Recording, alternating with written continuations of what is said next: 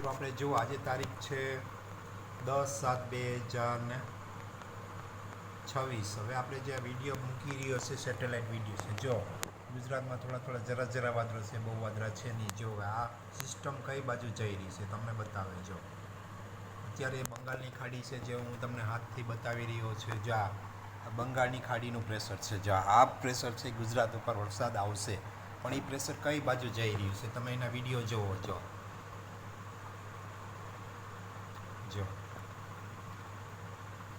આ low pressure બનશે, Gujarat side આવી શકે છે. એટલે આપણે ભાઈ અમે વિડીયો મૂક્યો છે કે ખેડૂત ભાઈને થોડીક વાર લાગશે, જ્યાં વરસાદ ગુજરાતમાં નથી.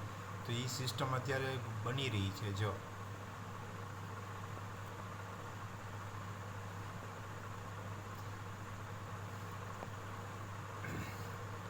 આપણે જે પોરબંદરમાં વરસાદ નથી, મોરબીમાં વરસાદ નથી, ઓખામાં વરસાદ નથી, કચ્છ ભુજમાં નથી વરસાદ.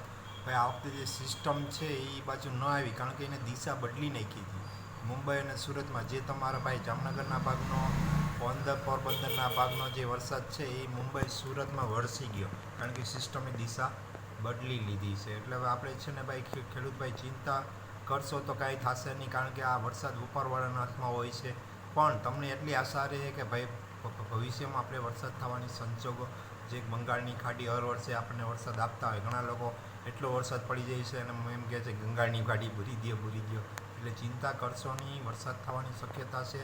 હવે ક્યારે વરસાદ થશે અમે તમને આગાહી કરતા રહેશું, પણ અમારા વિડીયો જોતા રહેજો. ડેઈલી નવી અપડેટ વિડીયો આવશે, તમે જુઓ.